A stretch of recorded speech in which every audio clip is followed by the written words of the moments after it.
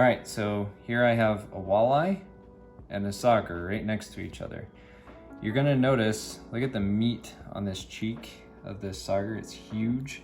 Sauger have humongous cheeks and they have the same toothy grin that a walleye does, but I think they have even bigger teeth because these are pretty similarly sized fish. But you'll see that the cheek meat on this walleye is significantly smaller. You'll also notice that sauger just look a little more ornery, which I think is really cool. That's one of my favorite things about them. The next thing I'm gonna point out is if you look at the dorsal fins, so I don't know if you can see this or not, but on a sauger, they're spotted. And I mean, it's real obvious that they're spotted.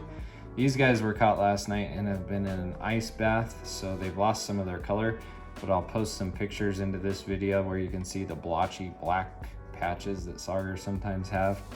But because they were caught last night and have been dead because I bled them, they don't have that anymore. But you'll notice this is one of the key things that you can look at and identify a sauger, one of them. If you look at the walleye, you don't see really much of the spotting. Every once in a while you'll have one with a few spots. Now moving down to the tail. This is a sauger tail. There's no big white tip at the base like you see on a walleye. Like on this walleye here, you can see that big white tip. So that tells you this is a walleye. That's one of the #1 ways you can identify the difference between a sauger and a walleye. You can also see the white tip on this walleye up here.